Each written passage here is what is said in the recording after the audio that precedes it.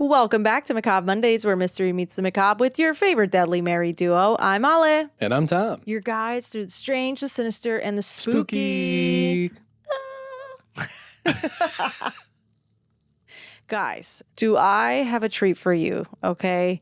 If you're listening right now, this is going to be the start of a new series, okay? Ooh. Yes. Now, I literally just told Tom about this series like an hour before we started recording because I, again, like to leave him blind while we go into things. And he was pretty ecstatic. I gotta say I was. Yeah. So, as we all know, the internet is full of places we probably spend way too much time in, okay? I know everybody doom scrolls sometimes. I was going to say, I do scroll. You doom scroll. It's got Reddit threads. It's got TikToks. It's got abandoned forums. It's got old blogs, Craigslist. It's got a lot of dark and dangerous, spooky areas. Right? Oh, no. Yeah. And somehow, when you're on the internet, sometimes you may find yourself down a little rabbit hole at like 1 a.m. I know I do. I was going to say, hold on. Don't be saying you may. That's a you, as in you, a me. I, yes. singular, first person. Yes. You. And as well, every once in a while, buried between all the normal stuff that we do on our phones, you may end up coming across something that makes you stop scrolling. I'm sure you've experienced that this. does happen, yeah. Yeah. So tonight, we're starting a new series on Macabre Mondays called Internet After Dark. Oh, great. This is going to be where I'm going to bring you stories that I find online that are the strangest, the spookiest, the creepiest, the most disturbingest, and honestly, just weird enough that I can't stop thinking about them. Okay. Now, a lot of these, I haven't done singular episode on different stories that I've read online that were posted by, publicly posted by people and all that. Because it's hard to find a story that's going to last a whole podcast episode. You get what I'm saying? So I figured I'm going to bring the best of both worlds.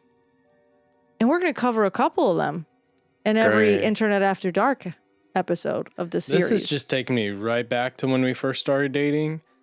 And I would come spend the night at your place and you would read, or I would hear you listening to spooky stories like this. Remember I told you, I was like, oh my God, do you want me to read you a scary story before you go to bed? Guys. You were like, no, I want to go to sleep. I'm going to just let you know. Macabre Mondays has been going since before Macabre Mondays. It just never was recorded how terrified she would make me. Yeah. And keep in mind, we were just dating. I had not really known this woman. So imagine trying to go to sleep in what is still technically a stranger's home. And they just got telling you about this creepy, spooky story of how this girlfriend killed her boyfriend brutally and got rid of the body and got away with it. I know. How is that going to make anyone feel? I know. Wait. And now I'm married. Now you're married to me. And you're having a grand, swell old time. I do. Now I get to go to bed listening to Neil deGrasse instead of I switched it up. I've switched it up. Yeah. I will say I appreciate that. I know. It's all about compromise. Well, some of these stories may come from Reddit. Some of them may come from like old message boards, archived websites, maybe anonymous posts, or honestly, whatever strange corner of the internet that I find myself in. That's technically what these episodes are going to be about for this series. And since they already creeped me the hell out, okay, naturally, I'm going to have to bring them here and freak Tom and you guys out. Okay, so join me for the ride. There's too many listeners that enjoy you getting me super freaked out. spooked. Yeah. No, and these, honestly, so I want to see, let me know what you guys think, okay? If you guys like these episodes or you don't, I'm trying to get a gauge because it's going to be the same layout as usual. I'll be talking about different stories that I find online. It's going to be coming from people who have shared publicly. I'm going to do my best to retell them in my own words and, just like typical episode where I do extra research or I add extra context, but I'm always going to do my best to let you guys know where these are coming from. Because sometimes people post anonymously, so it's kind of hard to like reach out. Mm-hmm. But regardless, I will always put all the sources like we usually do in our website. So if you guys want to go check out and go down the rabbit hole yourself, I encourage. I encourage. Words of great encouragement. Amaze, amaze, amaze. Now, without further ado, for our first Internet After Dark episode, I don't like how the tone changed. I'm bringing you 3 stories today that freaked me the hell out when I read them. Now, mind you, I read these while it's dark, it's late, it's quiet. Guys, it's almost midnight. It's almost midnight right now, and this is exactly what I wanted. Stop. Just get into it already, woman. So lower your lights, light a candle, and follow me down the rabbit hole. Welcome to Internet After Dark. Cue lightning strike. We're starting with one that began with a few post-it notes inside an apartment. I'm already not liking this. Okay, our first story starts in Massachusetts in April of 2015. Now, in April 2015, OP, which I'm going to relate... Okay, just for context, I'm going to reference the original poster. So because this is a Reddit story, so on Reddit, it's kind of slang to say... It's like slang Reddit to say OP. I don't even want to say slang, but it's... that like original poster? Yeah, original poster. I knew. I know you did. I'm not even on Reddit, but... You learned, yeah. So even on Reddit, if somebody posts something and it's like their post that they posted and then people are commenting under it and they respond, it'll show up OP on it in like a light blue text, pretty much letting you know that they're the original poster. Okay. So that's how I'm going to reference said poster is by OP. So anytime you hear that, just know it's original poster. It's an OP. OP. So on April 15th, OP finds a yellow Post-it note sitting on their desk in their apartment. It looked like a normal reminder, just a few errands that they needed to get done. Great. Cool. Except they don't remember writing it. Okay, I don't remember writing half the stuff I wrote. True, I don't really, I have plenty of Post-it notes. Yeah. Sometimes they kind of get lost. But what makes this even stranger was that they hadn't told anyone about those errands either. So maybe nobody else could have written them down. Okay. But the thing is that the handwriting also didn't really look exactly like OP's handwriting. But at first, they try to give themselves a reasonable explanation, right? That's really nothing out of the ordinary. Yeah, as one would, because I would too. Maybe they had written it while they were half asleep. Maybe the handwriting looked different. Sometimes my handwriting changes based off my mood, based off how I'm sitting. Weird, but not necessarily terrifying, right? So they throw the note away and move on. But then, 4 days later, another one appears. Uh-huh. And the second note showed up around April 19th. Now, this one was different, though, because instead of it being a reminder, it was basically telling OP that there were documents they needed to save. I'm sorry, what? Now, again, OP still has no memory of writing this. At this point, they started wondering if somebody else was getting into the apartment. So they checked with their landlord. According to OP, the landlord said, no one's been inside your apartment, and there's no maintenance or work that has been scheduled. Okay. Freaky. Still, something about this doesn't sit right. No, not at all. So they decided to set up a webcam in the apartment. Oh, no. You're like, not the fucking webcam. Of course you did. If somebody really was coming in while OP was gone, they wanted proof. But when they checked the computer later, nothing useful was recorded. But even stranger, they believed that some of the files from the computer were actually deleted because he noticed that his trash bin was emptied. So they were like, I definitely didn't do that, and some of the webcam files had somehow been deleted as well. So interesting. Oh, no. Strange.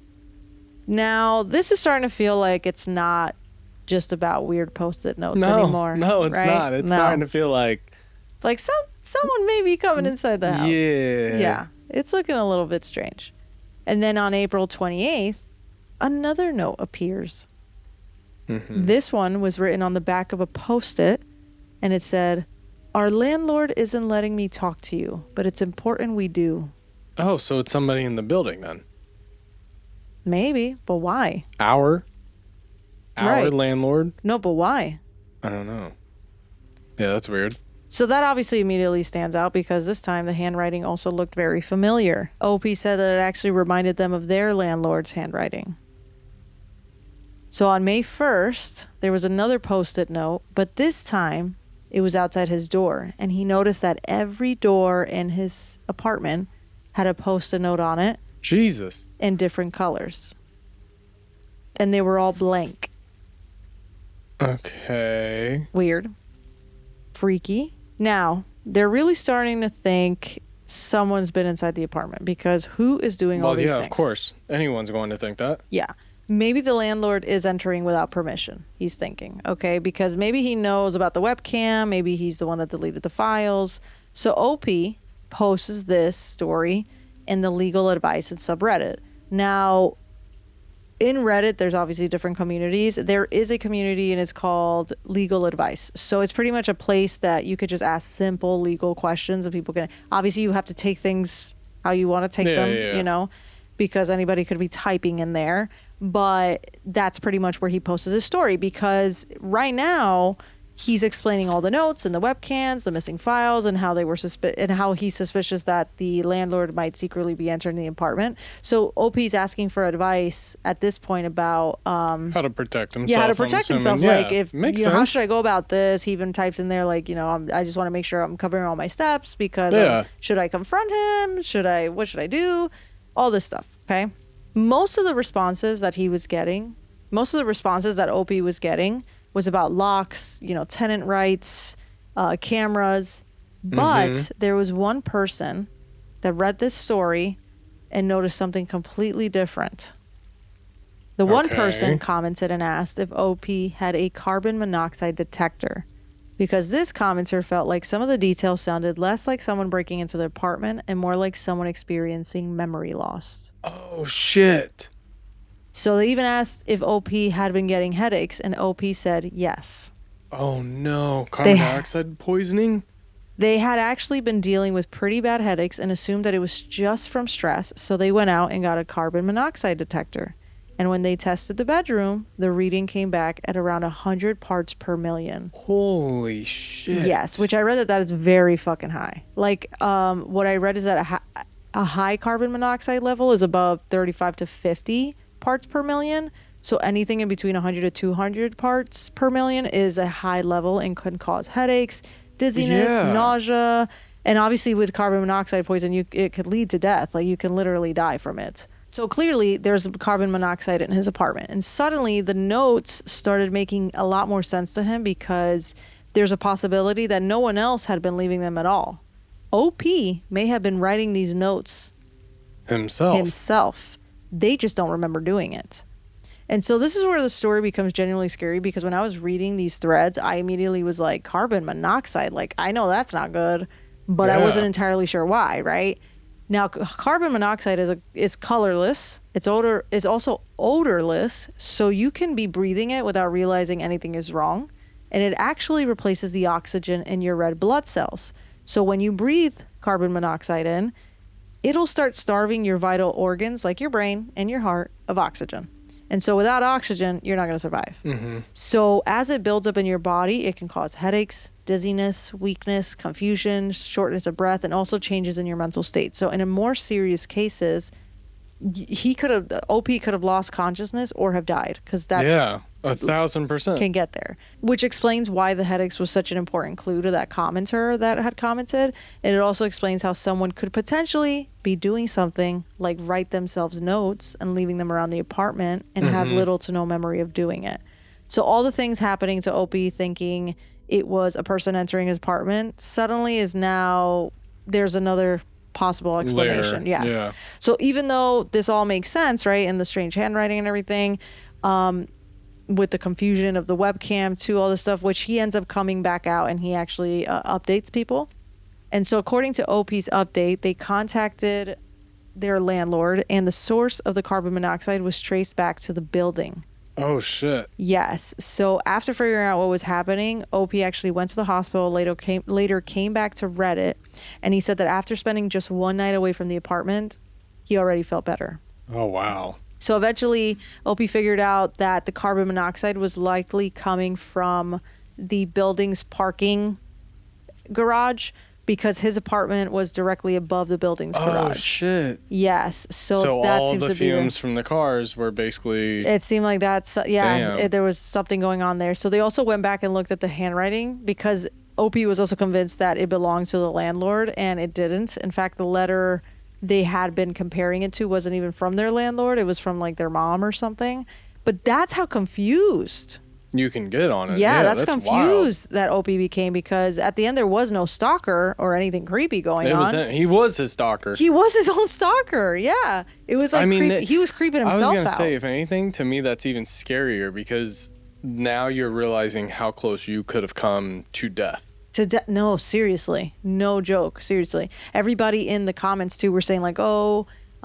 You owe this commenter the username, like you owe his life, you owe him your life, like wow, like I can't believe he pretty much saved you, because it's like crazy. Well, and it's crazy because it is supposed to be an odorless gas, right? Yeah. I swear I've been able to smell it before, and there was one time that in middle school or elementary school, I came home. I was home earlier than the rest of my family. My sisters had like practice for school or whatever. Mm-hmm. I came home and the carbon monoxide detector was beeping. I thought initially it was just batteries, but then I could smell something and I was like, weird. Smells a little off. So I went out and went across the street to one of my friends' houses, and their grandpa came over and he was like, no, I think I'm smelling the same thing. We called the fire department. Fire department shows up. My sisters, of course, show up, and they're both like, why is the fire department They're here? like, great, Tom got in trouble again. Yeah. Little did we found out our fireplace, anytime the pilot light was on, there was enough gas that was actually still like leaking. So anytime we'd actually use our fireplace, we actually had to turn it completely off and shut the gas off. Wow. And so... Wow. My nose was right. Yeah, thank God, too. It was low, but I remember they walked in, they have this little detector, and I could hear the detector like going off. Yeah. And it was like it gets louder. It's not like a beep. It's more like think of a continuous hum, but the hum gets like louder. Oh, wow. Yeah, okay. That's crazy. Wow, that's crazy. Well, thank God they did notice that, because that's kind of crazy. I mean, and that's what I find crazy about this, because Opie's going to Reddit for legal advice, not for... Yeah. But he could have also, during the times he fell asleep, he could have never woken up.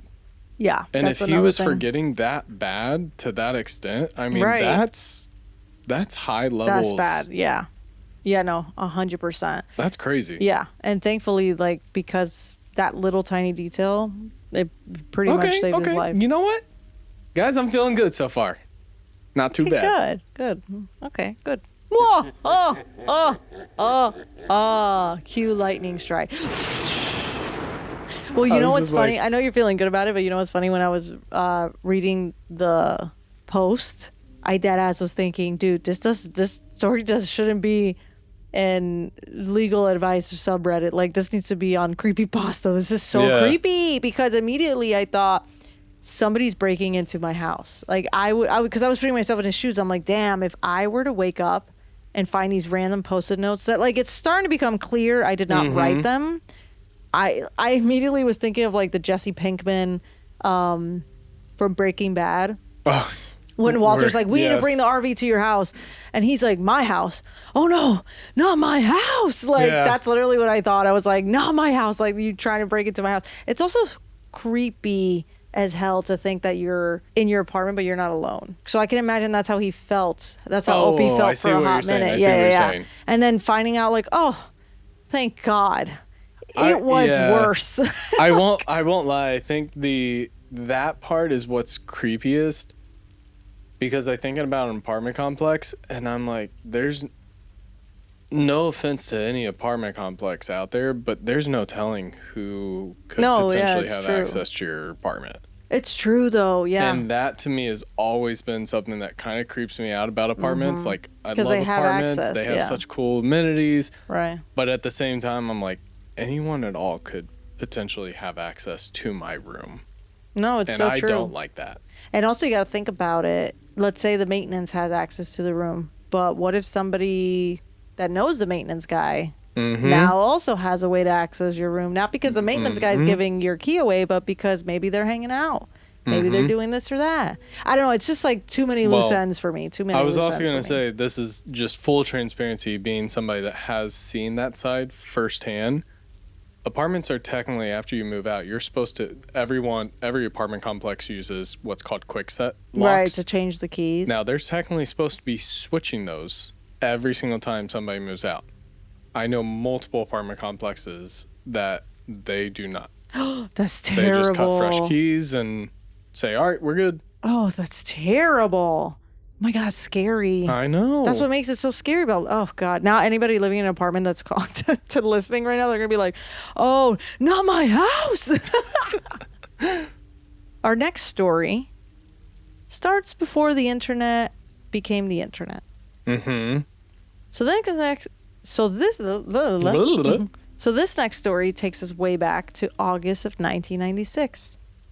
The internet before the internet that we know today. So we're talking like Conan time still. That's exactly what we're talking about, because the internet obviously existed, but this was way before social media. This is before Facebook and TikTok and Reddit and all these things that we usually spend. It was just the black screen with the green writing. Pretty chill, black and white. Okay. One of the places that people gathered at this time was called Usenet. Have you ever heard of it? No, I haven't. Okay, I didn't either. So the actual definition that I found online was Usenet is short for Users Network. So it's a worldwide distributed discussion system available on computers. So the easiest way that I could explain that is that it was Reddit before Reddit. Huh. So That's it was pretty cool. pretty much a place where thousands of different groups of people would post messages and have conversations about specific topics. So pretty much Reddit before Reddit. Okay. Makes sense. All the conversations that all the messages that were being posted on here could be all types of topics: religion, computers, politics, science, literally whatever people wanted to talk about, they could go to Usenet and do that. And so on August 5th of 1996, something really fucking weird started showing up. Usenet groups began getting flooded with messages that looked like complete nonsense. Just random words thrown together. Names, places, objects, scientific terms, words that absolutely had nothing to do with the words around them. Okay, there didn't seem to be a sentence or an actual message. There didn't even seem to be a point to the message. Now go on page 7. I'm going to post the photo on social and also obviously in this YouTube, but I'm just going to read an example of what this message says, okay? Jitterbugging McKinley Abe break Newtonian, inferring caw update Cohen air, collaborate rue, sports writing rococo, invocate two souls shad flower. Does this make any sense? Not whatsoever. Exactly. Now, because of this bizarre messages, people started referring to it as the Markovian Parallax Denigrate. Now that's a fucking mouthful, right? Why are they relating it to it? It's because that's what the subject header is called.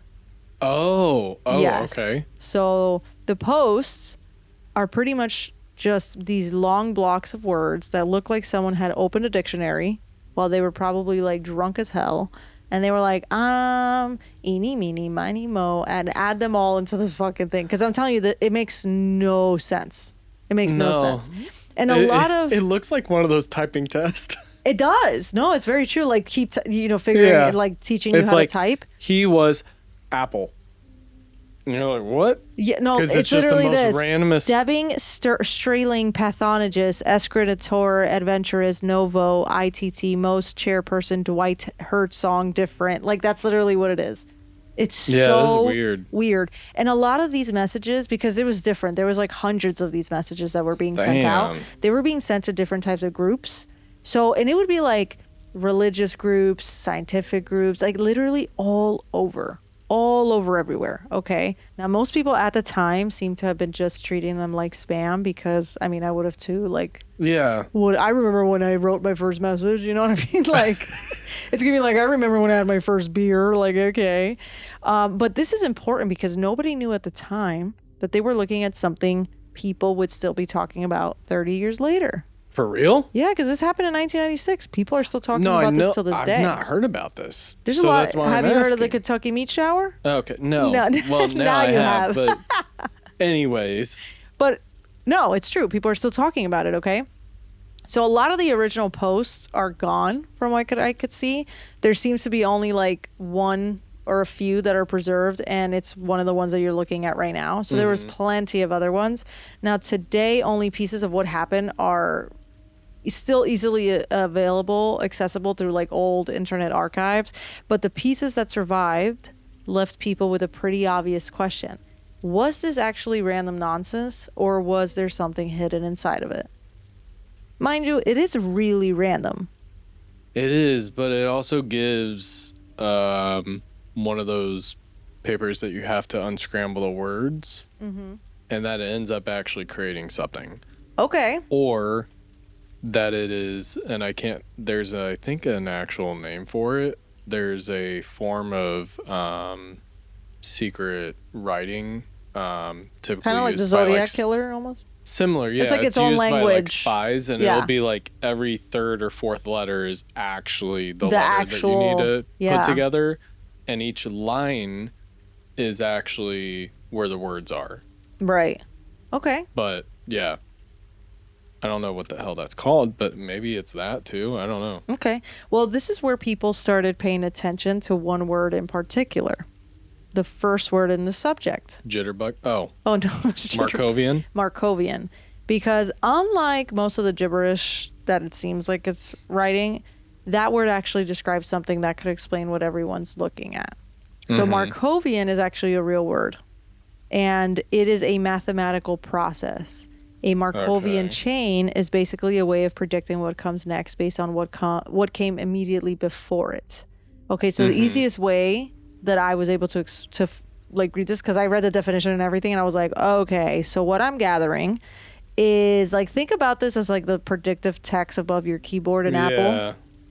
And you know, if I type I'm going to my phone, my keyboard might suggest store, gym, beach, right? But instead, this is just written by using store. Right, because it's assuming but what it's meaning based off what came before. Okay. Yeah, so if I see. So it's basically looking at what came before and saying, okay, what would probably come next? So, you know, if I say I'm going to maybe next would be store, gym, beach. Once people started realizing that this was part of that, did anyone start trying to decipher it by kind of going and reverse engineering that process? Okay. So in this case with the text, you could feed a computer a bunch of words, right? Let it look at the patterns between them and then have it generate new combinations based on the patterns. But from what I was reading, the result, as you could see, looks like its own language. But when you read it and realize that it makes absolutely no fucking sense, one of the biggest theories became that the posts were some kind of early experiment in computer generated text. So I know your thought is like, why don't we reverse engineer it? But if it was some of the first generations of AI, then we're not really sure. Yeah. But also, makes sense. Not that I didn't see anybody actually talk about reverse engineering, so maybe they should. That's not a bad way to look at it, but we'll get more into it because there's still a little bit, there's more to it. So one of the biggest theories is that it became some kind of early experiment in computer generated text, okay? Maybe someone was testing a program or it was like an academic experiment, but it also could have been someone screwing around with technology that was still relatively new at the time. But there was a problem with that because nobody ever really came forward and said, yeah, that was me. I was messing around with that. And like everybody, they were sending out hundreds of it. Which is where it kind of leads that it could be some type of generative. That makes sense. Yeah. And so without knowing who created the messages, people started looking for answers inside the words themselves. Because you even said it a little bit ago. What if this is actually on purpose? So if the messages weren't just random computer generated text, the next obvious theory was, is it code for something? People started looking for patterns between the words, wondering if maybe the nonsense was only supposed to look like nonsense to kind of throw you off. And they even compared it to number stations, which what I was reading is what you were saying are mysterious radio broadcasts, especially associated with the Cold War, where a voice would read out loud strings of numbers or letters or words over a shortwave radio. So to anybody listening like this, it sounds like gibberish. But many of those broadcasts are believed to have been coded messages meant for maybe intelligence agencies or agents, like you said. And it reminds me of like Stranger Things, because there's a scene in one of the seasons where they find a broadcast and it's a Russian man like reading a sentence that made absolutely no sense to us or like to the characters, until during the show they started noticing that it was actually a secret message telling them about a meeting place. Okay. So when you said that, I was just like, that's literally what they're thinking. So people wondered if the same thing is happening here. Maybe the random words are meant to form a sentence, or they each represent something else. But the problem was that despite people trying to crack the messages over the years, nobody has found a convincing hidden message inside them. Okay. And honestly, maybe there isn't one, and maybe it is just spam generated by a computer. Could be, right? They could have also been somebody trolling Usenet in 1996 and accidentally created an internet mystery that they didn't think would end up becoming an internet mystery, right? You know, because people who love to troll on the internet are going to do whatever the fuck they need to do. Yeah. Which, if for context of anybody who doesn't know what a troller is, it's pretty much slang for when a person posts offensive messages online to deliberately, like they do it on purpose to deliberately get you to comment back. I think now they've actually even transitioned that. I've been noticing there's a new phrase that's being used. Oh, is there? What is it? Rage baiter. Oh yeah, rage baiter. Yeah. That's pretty much what they are. Exactly. And sometimes you think, like, sometimes they're not, but it's kind of hard sometimes with the internet because there's some people that are just like that. You could tell, and you're like, wow, you're just rage baiting. Right. And then you realize, oh, this is who you actually are. You're like, okay. I'm gonna just stay away from you. Yeah, I'm just not gonna hang out with you. But that's one of the theories too. Like maybe it is just the computer came up with messed up. Could have been that. But then people noticed something attached to one of the surviving messages. There was a name, and it was Susan Lindor. Now you're probably thinking, who the fuck is Susan? Because I thought the same thing. I'm like, who the fuck is Susan? It's not in this one, but it was in one of the other ones, one of the hundreds. Okay. Okay. Well, the name attached to one of the surviving posts was Susan Lindor. And years later, that name caught people's attentions for a completely different reason, because there was actually an American journalist and a former congressional staffer named Susan Lindor, who in 2004 was charged with acting as an unregistered agent of the Iraqi government. Oh, shit. She was a U.S. traitor and alleged spy for Saddam Hussein's Iraqi government. Oh, shit. She had accepted $10,000 from Hussein's government. She was never charged with spying or espionage. Time out. Hold on. You're I'm like, sorry. wait a damn minute. You only accepted $10,000 to betray a country? $10,000. What is that, like $25,000 today's date? Probably. Yeah, but still. It ain't much. It ain't much. What? Yeah. What? Well, she was never charged with spying or espionage because she said what she was doing was misunderstood because she was just trying to aid Iraqi citizens. But that doesn't look good. No, not at all. It doesn't look good, right? The bigger question, though, with her at the time was actually her sanity, because the judge even found her incompetent to stand trial that was ordered for further evaluation. So, like, there was something really going on there. She had a history of paranoia, and I found it... I mean, not that it's funny, but this instance is that she also felt like people were watching her when in reality they actually were, because they were tapping her phones. They were actually tapping her phones. They're like, we have a reason. Yeah, like we actually, so low-key, you're not wrong. Yes, the NSA is actively listening to everything you are doing. Exactly. But either way, they actually dropped the prosecution on her, the case on her in 2009.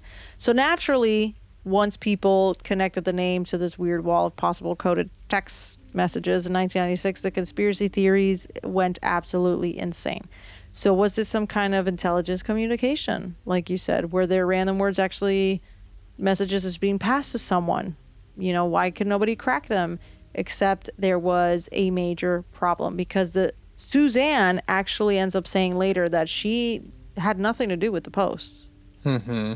So I'm also like, if she did, If it really was her, I don't know. Was she admitted or was she not? I don't know. I mean, Who knows? I also then wonder if maybe it was another agency. Could be. Even though she was Mentally more or less unfit. dismissed from her charges, what if it was a potential other agency trying to contact her? Maybe. And Who this knows? is their way that they were able to send a message, coded message. Yeah, because it just doesn't sound good. Doesn't look good, right? No, it doesn't. But I'm also like, we live in a world of AI now. Tom's like, oh my God, we need to recrack these cases. No, I won't lie, guys. I'm like so eager. I wish it wasn't so late because I would 1000%, and I probably will tomorrow at some point when I get some free time. I'm 1000% going to be screwing with this to see if you can figure out a pattern. Yeah. Yeah. No, I get it. Well, they dug around and found that the email address attached to one of the messages that we know of today belonged to a different Susan, though. Mm-hmm. Yeah, it was a student at a University of Wisconsin, Stevens Point. But even then, that led to nowhere because the address appears to have been spoofed, which basically means that someone could make a Usenet post look like it came from an email address that actually wasn't theirs. Ah, the old click and bait switch. Click and bait switch. So the name that looked like it might finally lead back to whoever created these messages probably didn't lead to anywhere at all. And the mystery's kind of right back where it started. But just the fact that there's that somewhat connection with Suzanne Lindor, the one that was like the Iraq. You know what I mean? Like it's kind of. Imagine this actually is the Zodiac killer admitting and actually saying who he is. But once again, he's come out with such a deciphered message. Yeah. Yeah, deciphered message that's so hard to crack and nobody's going to figure it out. That now, once again, we have the evidence, but nobody can figure it out. But nobody can figure it out. Imagine that that's what it actually is. Yeah. And it's kind of crazy, too, because people who were actually using Usenet when this happened, everybody was just chalking it up as like, dude, this is just spam. Someone's just sending all this shit and it makes no fucking nonsense. Doesn't make any sense, really. So there's also been researchers that I saw who have gone back through the messages that are still out there and have found signs that the words may have simply just been pulled randomly from different word lists. Damn. So even the name Markovian Parallax Denigrate has gotten a little distorted over time. So you'll sometimes hear that hundreds of posts all had this exact same 3-word title, but in reality, it's not true. Damn. So that's the other thing too. Like, we're not sure because we also don't have all the messages. I mean, it could have been a response. You know, it could have been an actual answer of something. But if we had all the messages, we'd be able to actually see the different titles and, you know, why this meant and what that meant. But honestly, that still makes this whole thing kind of creepy because it makes you think about literally the internet after dark. Like, what is... And this is back then where there was no, like, guardrails. Like, this is before the internet became what we know today. Well, and the thing is, though, too, to this day, and I've taught you this, and I've been very open and told you everything, like, the more you get into the internet, you realize that for anyone that doesn't know, think of the internet like an iceberg. Yeah. No, glacier. It's always a glacier. We're barely touching. Everything that you guys think you have access to, there is so much more to the internet that is all the way deeper. That's called the dark web, deep web. Yeah. And it's not all bad. There is a lot of just innocent stuff on the dark web and the deep web. Yeah. But there's so much more that you can access on the internet than that you would you guys think that you can just access. Yeah. I'd also kind of, another analogy I like to use when it comes to the internet is, you know how like we only know 3% of the ocean? Mm-hmm. It's the same thing. That's kind of the same thing, yeah. We only know like 3% of the internet and the rest That's true. is a playing ground. Like, we don't really know. We don't know, and that's what makes it like such a creepy internet lore. And especially at this time, I feel like during that era specifically, like now we have, and I mean back then you could still track some stuff, but now it's a lot easier to track certain things, Yeah. even if you are using something like NordVPN or another Yeah. cover up to kind of switch your IP address. No, or like hide now a you lot have of to your get more stuff. creative with it. A Yeah. lot of your stuff can still be tracked back and broken through to be able to figure out exactly who is accessing, who sent this, Where's who it did coming this, from? what computer, at what time. Jinx, you owe me a foot rub. Oh, thanks. I got you. Thanks, baby. I appreciate you. But tomorrow. No, it's too late.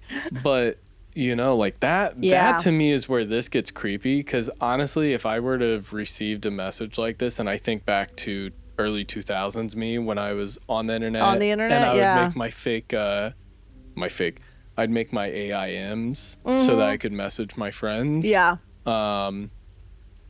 If I had gotten a message like this, I won't lie, I think I would have shit my pants. No, thinking that literally. the government was coming after me, or some serial killer was going to come kill me. I mean, I told you that was always my concern was, for whatever reason, America's Most Wanted, they were going to choose my little tiny house in the middle of Indiana where I had grown up at that time, and they were going to choose that house to go break into and kill me, even though these most wanted people were like in California or some shit. They also don't even know who you are. Yeah. They don't. But for whatever reason, they're going to target me because I was watching the Most Wanted show. That's how they got you. That's true. Yeah. And honestly, you'll see, because this is the first episode of Internet After Dark when it comes to the series. But like, there is so much more. Exactly what Tom is saying. If you thought that maybe these stories today aren't like that crazy, it just gets worse. It's so bad. The internet has the worst things that you can imagine. Okay, so our last story is going to take us to Brisbane, Australia in 2008. Mm-hmm. This was posted on the Reddit thread, Let's Not Meet. Have you ever heard of it? No. Okay, well, Let's Not Meet is actually a subreddit, which is a place where some of the creepiest, spine-tingliest, scary true stories about people you never want to meet again. This is where you go and you post all about that. Okay? Now, the person who shared the story was 19 at the time. OP was 19 and still living at home with their parents and younger sister. Their dad had recently gotten Foxtel, which from what I was seeing is basically Australian cable TV. Oh, okay. I was going to say, what the hell is that? What's Foxtel? So, because this is taking place in Australia. Now, the problem was the cable box was connected to the TV in the living room, and OP wanted to be able to watch it from the TV in their bedroom. Mm-hmm. So their dad bought an AV transmitter, basically. Nice. Yeah, you connect the little box to the cable TV in one room. Yep, and then you split it into another box in the TV somewhere else in the house. Guys, that was the way we did shit back then when you were broke and you couldn't afford to have more than one box. Yeah. You just ran cables. So exactly. The first box sends the video signal wirelessly, and the second one picks it up. Pretty normal. So one Saturday, OP's downstairs in their bedroom trying to get the whole box working in their room. Their younger sister was upstairs, and nobody else was home. So at first, nothing was popping up on the TV. Mm-hmm. OP kept changing the channels, the cables, messing with the the buttons and everything, trying to figure out why it couldn't get a picture. And then suddenly something started coming through. Mm-hmm. It was fuzzy at first, but there was definitely a video signal. So naturally, Opie thought, finally, I got it. Okay, finally, it's freaking working. Time to just put some aluminum foil on the shit and and start cranking get it up. that picture going. But then they remembered something. The cable box in the living room wasn't even on. Okay. So whatever the signal was coming through on their TV wasn't theirs. Mm-hmm. Go to your next photo. As the picture slowly became clearer, they finally make out what they were looking at. Just so you guys know, there are photos. OP had attached photos. So as the picture slowly became clearer, they could finally figure out what they were looking at. It was a bed. It's pretty much a bedroom. Okay, you see the bed frame. Yep, clearly see it. It's creepy. The static. Well, I was feeling great in this episode up until this point. So, for a second, Opie actually thought that it was their bed. He even calls her sister to come down and check it out. They immediately freak out. But then they realize that it wasn't their bedroom. Opie even had said that they recently were watching Saw 2 and remembered the scene where the main character was being watched in her apartment. So Opie immediately was like, dude, this has to be my room because who else's signal is this? But since it wasn't, it was kind of like a relief for about 5 seconds because now they had an entirely different problem. Whose bedroom room is this? Yeah, whose room is this? The only thing they knew for sure was that their receiver had somehow had to have picked up a signal from somewhere nearby. Some type of nearby wireless camera. Eventually, their parents come home, and the family figured the camera probably had to be somewhere close. Maybe somebody nearby had installed a security camera, or maybe one of the neighbors were maybe secretly filming themselves, they thought. Maybe catching one of them cheating, or maybe even creating like their own movie. You know, you really don't know what people are doing in their homes. That's true. So it's very true. You really don't know. So around 6 o'clock that evening, someone finally walks into the bedroom. Yo, y'all been sitting there and just haven't... I mean, I would too, I guess, because honestly, I'd be like... I would too. Well, I'd probably be figuring out like, I don't know. What is I this? think This I would is struggle. creepy. I think I would struggle so hard because I'd be like, I want to know, but I don't want to know. I mean, want to know, but I don't want to know. I know. I mean, I think I would probably just throw the whole TV out. Yeah. Tom's like, forget the receiver. We're going back. We're selling the house. So they see somebody around 6 o'clock that evening finally walk into the bedroom. OP's dad looks at the screen and recognizes him. What? It was their neighbor. Oh, shit. For more than a week, the family would occasionally check the feed. Okay. At first, they assumed the neighbors knew the camera was there because they really thought OP and their family really thought that it had something to do with maybe they were trying to catch their partner cheating or something. Okay. Right? Okay. And they just so happened to have picked up the signal and they're like, oh shit, we're getting into some messy crap that we're not All right, guys, supposed to be gather into. around, grab the popcorn. It's Saturday. Neighbors having an Let's see affair. if Steve's coming or going. Either way, after a few days, that type of novelty wore off and they stopped paying as much attention to it. And then one day, they turned the feed on while the neighbors were out. Yo, I can't. Y'all funny, man. Like, you know what? Let's just forget about it. All of a sudden, just sitting around. What's one more? Anyone want to turn it on one more time? What's one more? Fuck it. Let's just go see. Well, at the time, their house, the neighbor's house, had been undergoing renovations. So different workers had been coming and going during the day. And while they were watching, a man walks into the bedroom.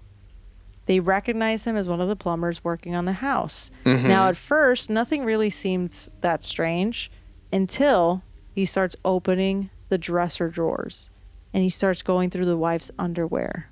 Oh, Jesus. And he's starting to sniff it. Ew. And he's starting to like touch them all and put it all over his face. At that point, OP called their mom over because it was just the two of them. Are there photos of this? No. Because there's two of them that are in the house. So they're standing there watching the screen, realizing something is very, very wrong. And then the plumber stops and walks directly to the camera. What? As if he's watching them. Looks straight into the lens, and then he starts adjusting it. And that's when they realized, wait a minute, the camera doesn't belong to the neighbors. It belongs to the plumber. It belongs to the plumber. So OP's dad went over to the neighbor's house and told him what they had seen. And the neighbors had absolutely no idea that there was a camera in their bedroom. They didn't know at all. So they let him go upstairs and look for it. They're like, yo, you know where the camera is? Like, show us. Eventually, they find where the camera had been hidden. It was actually behind a device installed in the wall that was supposed to monitor water usage. Yo. Now, at the time, OP says that Brisbane, Australia had been dealing with a drought restriction. So having something like that installed was not suspicious. There's nothing weird about it. But the plumber had been the one who installed it, except he hid a camera behind the device pointed directly at the bed.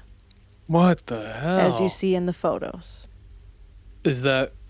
I'm not entirely sure if that is said I plumber. mean, I just know that's I'll the be photo honest, that they this guy post. don't look like a plumber. This guy looked normal.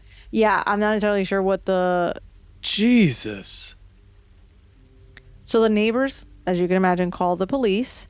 And for the next couple of weeks, Opie's family didn't really hear much about what happened until one day Opie's mom was talking to the neighbor, the wife next door, and she told her what the police had discovered. The plumber apparently hadn't just installed the camera and walked away. At night, he had allegedly been coming back to their street, parking on the street, sitting inside his really tinted windowed car, and watching the camera feed from his laptop overnight. Oh my God. Mind you, Opie says that the neighbors were having renovations done during the week for a whole month. So they were gone mostly during the workday. Yeah. So we don't even know everything else that happened in the house. Jesus. But enough for this man that to would have freak me installed. out. I would feel like I can't Did he even get live arrested? there. So the last detail that Opie realized about, I'll answer that question because we don't know much about that actually. So yeah, let me answer that question now.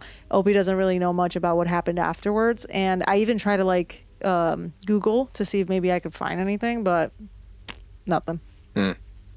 I also don't know if Australia probably has a different archive system or whatnot. Yeah. So the last detail that Opie realized about this after they learned about this was that they actually remembered this car. It was a station wagon with dark tinted windows that would sometimes be parked about 30 meters down from the street from their house late at night. Opie had seen it more than once. It was never there during the day, only at night. Yo. And because they were only 19 at the time, there had been plenty of nights when they came home late from their girlfriend's house or walked home after drinking with friends. And Opie said that they would actually pass that car on the way home. And sometimes he would even look at his reflection in the windows, assuming nobody was inside the car. Yeah, it's creepy as hell, man. But according to what the neighbor said, that could have very much been the plumber in the car. Which means most likely Opie would notice this car. The creepy pervert plumber could have been sitting inside with his laptop, looking at the feed, doing God knows what. So Opie later says that they never really learned exactly what happened with the plumber because their parents handled most of the communication with the neighbors. They did say that they were told that he was caught, but they weren't sure that what the punishment was that he received. Okay. Makes sense. But Opie's post is still online, and they even included photos that they took of the camera feed at the time and the hidden camera that they saw from their room, which is just so creepy.